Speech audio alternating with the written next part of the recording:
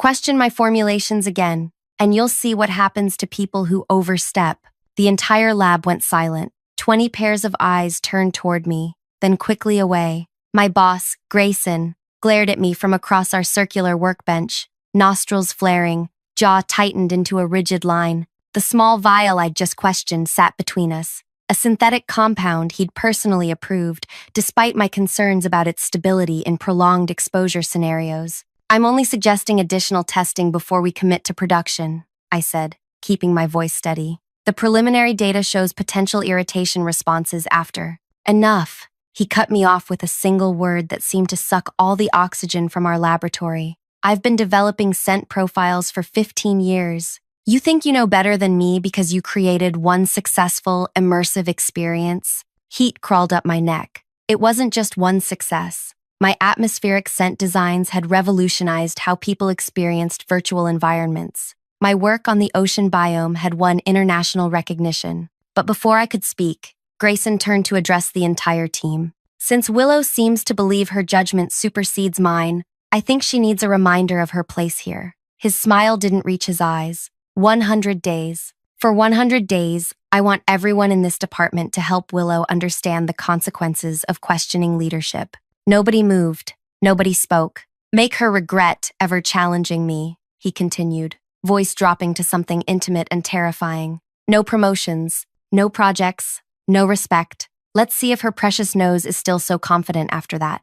The silence that followed felt like drowning. I stood frozen, watching my career disintegrate before my eyes. 3 years of groundbreaking work, erased with a single command. Starting now, Grayson added, turning back to me. And Willow, I suggest you use these 100 days to consider your future. Not everyone is built for innovation. Perhaps quality control would better suit your cautious nature. That night, I sat alone on my apartment balcony, staring at the city lights without seeing them. My hands trembled as I lifted a glass of wine to my lips. I'd built my entire identity around my sensory abilities, my capacity to create scent profiles that transported people to different worlds, different emotions. Now, Grayson had weaponized the entire department against me. I knew I should quit. Any reasonable person would. But deep inside, a stubborn voice whispered that leaving would only prove him right. I hadn't built my career by backing down from challenges, but how could I survive 100 days of systematic torment? And what would be left of me, of my reputation, when those days were over? Little did I know that day one was only the beginning of a nightmare that would either break me completely or transform me into someone Grayson would never see coming. Before we continue this journey together, I want to thank you for tuning in to this story. If you're feeling the tension already, please hit that like button to let me know you're with me. Drop a comment sharing a time when you faced workplace bullying. Sometimes knowing we're not alone makes all the difference. And if you want more stories about workplace justice, subscribe now so you don't miss what happens next. Because trust me, what's coming will make your jaw drop. My name is Willow Alder, and until 36 hours ago, I was the rising star at Sensory Dimensions, the world's leading atmospheric experience design company. At 32, I'd already revolutionized how people experienced virtual environments through scent. Where most developers focused on recreating obvious aromas, pine forests, ocean spray, fresh-baked cookies, I specialized in emotional undertones, the subtle scents that trigger nostalgia, anticipation, wonder. My gift wasn't just my sensitive nose. It was understanding how scents affected psychology. This talent had fast-tracked my career until I caught Grayson's attention. He'd personally selected me for his elite development team 3 years ago. Your potential is limitless, he'd told me then. I'll make you extraordinary. For 2 years, he had been my mentor, my champion, until I started outshining him. It began subtly, clients requesting me specifically, industry publications featuring my innovations, the CEO mentioning my name in quarterly meetings. Grayson's praise became more measured, his feedback more cutting. Still, I never imagined it would come to this. Day one of my punishment began with returning to my workstation to find all my samples relabeled.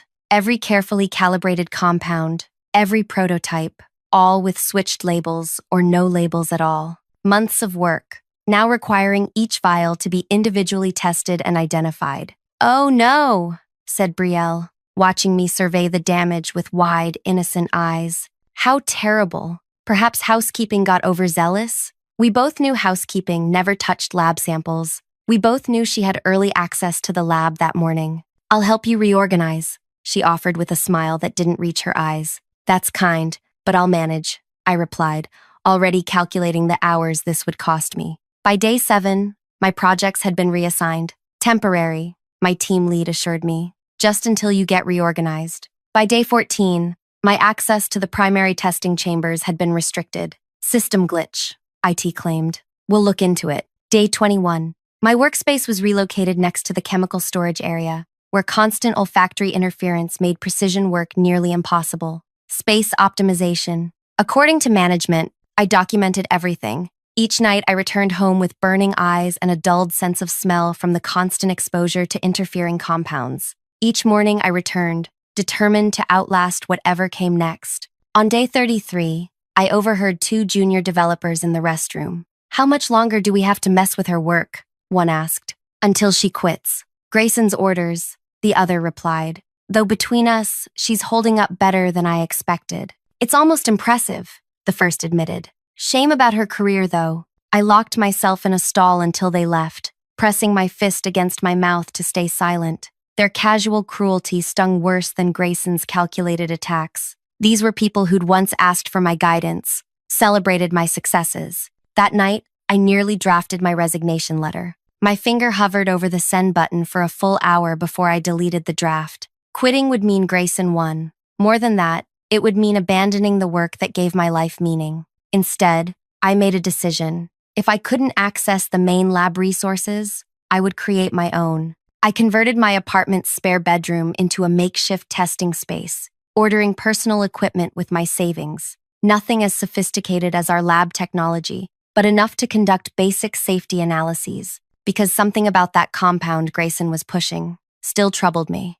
The preliminary irritation responses I'd noted weren't being properly addressed in the safety protocols. And our next major project, an underwater immersive experience where visitors would be surrounded by these scents for hours, was proceeding without adequate testing. Day 45 marked a turning point. I arrived to find someone had contaminated my personal scent library, tiny vials containing pure essences that every developer accumulated over their career, each contaminated with interfering compounds, rendering them useless. This collection had taken years to build, with some rare compounds nearly impossible to replace. I stood there, hand trembling as I held a ruined vial of Hinoki cypress extract I'd sourced directly from Japan. Something inside me shifted. The hurt calcified into something harder, colder, more focused. That evening, I didn't cry. Instead, I pulled out my personal testing notebooks and began reviewing everything I knew about Grayson's disputed compound. If he was willing to destroy irreplaceable materials over a professional disagreement,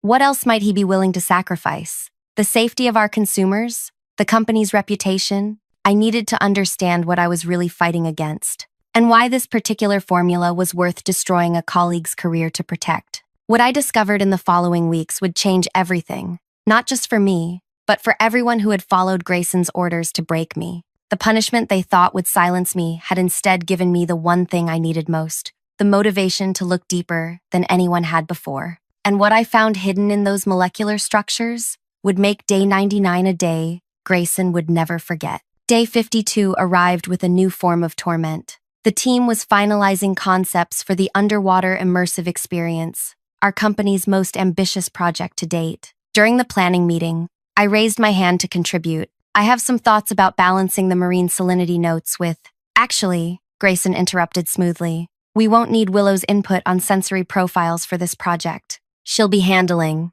He paused, consulting his tablet with exaggerated thoughtfulness. "Equipment sanitation protocols." The message was clear. From scent architect to glorified equipment cleaner, several colleagues avoided my eyes. Others exchanged small smiles. "Unless you feel that's beneath your considerable talents," Grayson added, eyebrow raised in challenge. "I'm happy to contribute however needed," I replied evenly, though my pulse hammered in my ears. After the meeting, Renata, a newer developer I'd mentored last year, approached my isolated workstation. She glanced around nervously before speaking. "This is wrong. What's happening to you?" she whispered. "But I can't. My contract is up for renewal next month and—" "It's okay," I said, meaning it. Self-preservation isn't selfish. It's necessary. He's using your specialized analysis equipment for final testing tomorrow, she added quickly. Thought you should know. That equipment, designed to measure how scent compounds change and interact over extended exposure periods, was essential for safety verification. If Grayson was using it for final testing, the project was moving to production phase. That night in my makeshift home lab, I studied my crude analyses of samples I'd managed to obtain. The compound showed clear signs of molecular destabilization after prolonged heat exposure, exactly the conditions created by body heat in an enclosed, immersive environment. The irritation responses weren't severe enough to cause lasting harm, but the discomfort would be significant, ruining the experience and potentially creating liability issues. Why would Grayson push forward with a flawed compound? He was too experienced not to recognize these patterns. The answer came on day 67. I was working late, cataloging cleaned equipment in the supply room, my new assigned role, when I heard Grayson's voice from his private office nearby. His door was slightly ajar. Yes, we're proceeding with the original formula, he was saying. The stability concerns are exaggerated. No, I've handled it. The cost difference is substantial, and the board won't notice the substitution. Yes, I understand the timing is crucial for my bonus structure. I froze, dust cloth in hand. Substitution? Bonus structure? I eased closer to the door, careful to stay out of sight. The alternative compound would require delaying the launch by at least 6 weeks for proper testing, he continued. And with the fiscal year ending next month, that would push my performance bonus into next year's evaluation period. I'm not waiting another year. My mind raced. Grayson was deliberately using an inferior compound to avoid project delays that would impact his annual bonus. He was putting profit before safety and silencing anyone who questioned him. I slipped away before he could discover me, heart pounding. This wasn't just about professional rivalry. This was about ethics, consumer safety, and corporate integrity. The next morning, I arrived to find my access badge deactivated. Security made me wait in the lobby while they sorted out the system error. 45 minutes later, I was allowed entry, too late for the morning testing session I'd planned to observe. By day 74, the isolation had become nearly complete. Conversations stopped when I entered rooms. Lunch invitations vanished. Even the laboratory assistants, who'd once eagerly sought my advice, now hurried past with averted eyes. Careful not to get too close, I overheard one developer stage whisper to another as I passed. Career suicide might be contagious. The loneliness was corrosive. Doubt crept in during quiet moments. Was I overreacting about the compound? Was my analysis flawed? Was I sabotaging my future over a minor technical disagreement? No. I reviewed my findings again and again. The data was clear, the risk real, and now I understood the motivation behind Grayson's insistence. On day 82, I discovered my home lab equipment had been tampered with. Someone had entered my apartment while I was at work. Nothing was stolen. Instead, my testing equipment had been subtly miscalibrated. Had I not noticed the irregular readings, I might have discounted all my previous findings as erroneous. The violation of my home shook me deeply. This had escalated beyond professional sabotage to personal intimidation. That night, I moved my equipment to my closest friend's garage, installed new locks, and added security cameras to my apartment. You need to report this, my friend urged. This is breaking and entering.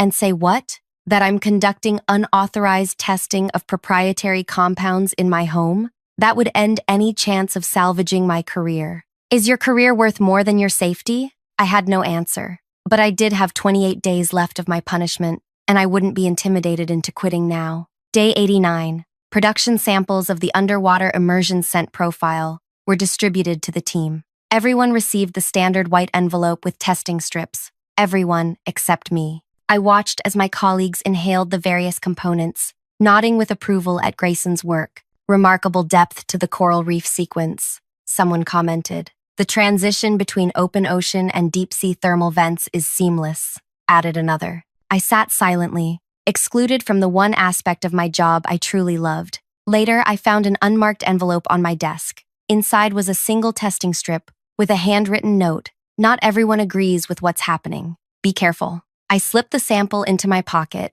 touched by this small act of rebellion from an unknown ally. That evening, I tested the sample in my relocated lab. The results confirmed my suspicions. The compound showed clear degradation patterns after simulated extended exposure. The irritation wouldn't be apparent in a quick test sniff, but would develop gradually during the 2-hour immersive experience, building to significant discomfort. By day 95, promotional materials for the underwater experience were everywhere. Advance tickets had sold out within hours. The company stock had jumped 12% on projected revenue, and Grayson was being hailed as a visionary for creating a multi-sensory experience that would transform the industry. I watched from my isolated corner, continuing my equipment sanitation duties while finalizing my own comprehensive analysis. Every night, I added to my documentation, building an irrefutable case about the compound's flaws and the safety risks they presented. On day 97, I overheard a conversation between Grayson and our legal counsel in the hallway. The liability waiver covers all sensory aspects of the experience,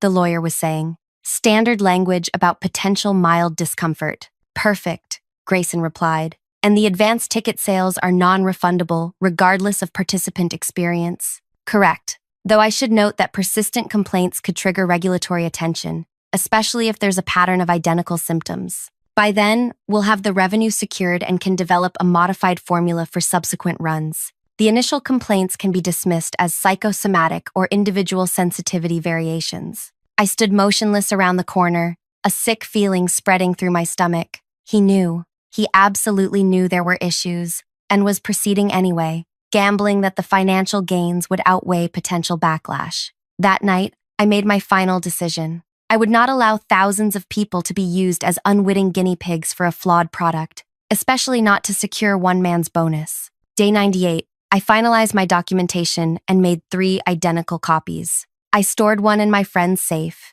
emailed one to my personal account with detailed instructions, and placed the third in a simple cream-colored folder. I barely slept that night, rehearsing what I would say, anticipating his reactions, planning my responses. By morning, a strange calm had settled over me. The fear and hurt of the past 98 days had crystallized into something harder, determination. Day 99 dawned bright and clear. I dressed with unusual care, a deep blue dress that had once been my favorite, before professional sabotage made fashion choices seem trivial. I applied minimal makeup, tied my hair back neatly, and added a single piece of jewelry, a small silver pendant shaped like a nose that a colleague had given me years ago, as a humorous nod to my sensory gifts. I arrived at the office exactly on time, the folder tucked neatly in my bag. The launch party for the underwater experience was scheduled for the following day, day 100 of my punishment, a coincidence that felt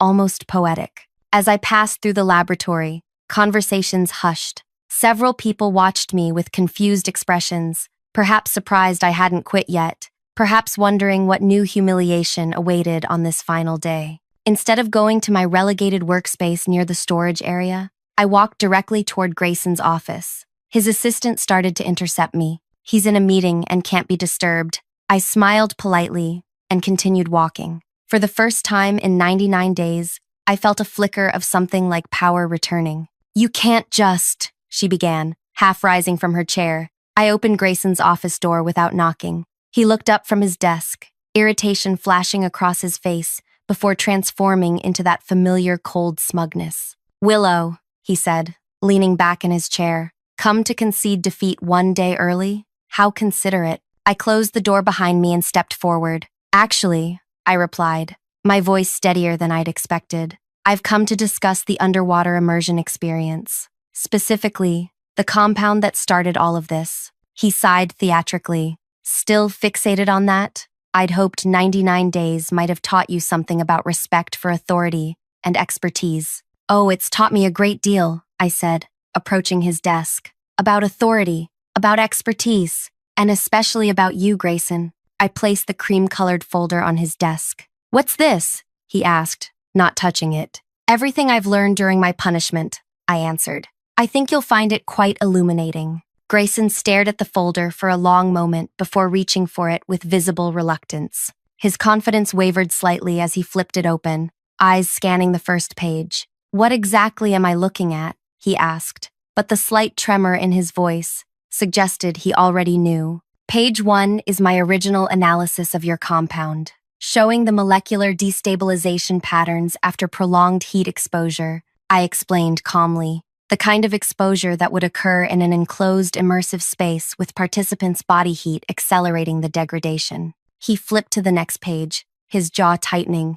You conducted unauthorized testing? With company property? No company property involved, I corrected. I used my own equipment, purchased with my personal funds. Nothing there violates my non-disclosure agreement. His face darkened as he continued turning pages. This means nothing. One person's amateur analysis against a full development team. Page 12, I interrupted. You'll find independent verification from ChemSense Analytics. They confirmed my findings about irritation responses after prolonged exposure. His head snapped up. You sent proprietary formulations to an outside lab? That's grounds for immediate termination. I sent them a neutralized variant that revealed the structural properties without disclosing proprietary elements, I replied. Their assessment was blind. They had no idea which company it came from. Completely legal under whistleblower protection statutes. Sweat beaded on his upper lip as he continued reading. The color gradually drained from his face when he reached the final section.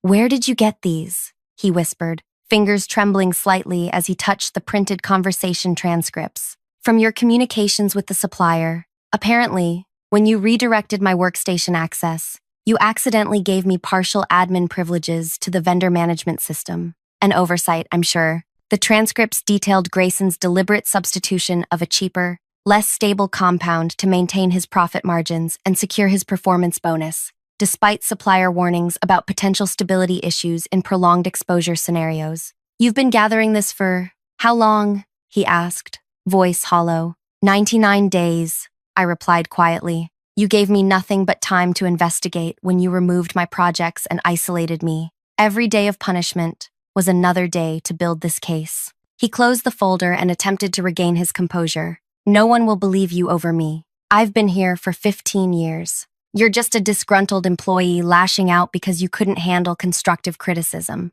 I smiled slightly. That would be a compelling narrative, if not for two things. I reached into my bag and removed a small recording device. First, I recorded our conversation just now, where you implicitly acknowledged the validity of these findings. His eyes widened. That's illegal, not in this state. Single-party consent is all that's required, I explained. And second, I've already submitted this entire report to 3 people who will take immediate action if necessary. Who? He demanded, voice rising. The head of consumer safety regulation, who happens to be an old colleague from graduate school. Our company's insurance underwriter, who would be liable for any claims resulting from adverse reactions. And finally, I paused, our CEO, who I believe would be interested to know why her most anticipated product launch might generate thousands of consumer complaints instead of rave reviews. Grayson's face contorted through a series of emotions, shock, rage, fear, before settling into calculated assessment. What do you want? He asked finally. Money? A promotion? Your own development team? I want you to do the right thing, I answered simply. Delay the launch. Reformulate with the stable compound variant I've outlined on page 37. Run proper testing. Then release a product that won't harm people. He laughed bitterly. You don't understand what you're asking. Delaying means missing this quarter's financial targets. The board would prefer a slight delay to a PR disaster and potential class action lawsuit, I countered. Especially when they learn why you chose to proceed despite known safety concerns. Grayson's intercom buzzed before he could respond. He hesitated, then pressed the button. What is it? He snapped. Sir, the CEO and legal counsel are requesting your immediate presence in the main conference room, his assistant's voice replied. They said it's regarding tomorrow's launch, and they specifically asked for Willow to join as well. The look he gave me contained pure venom.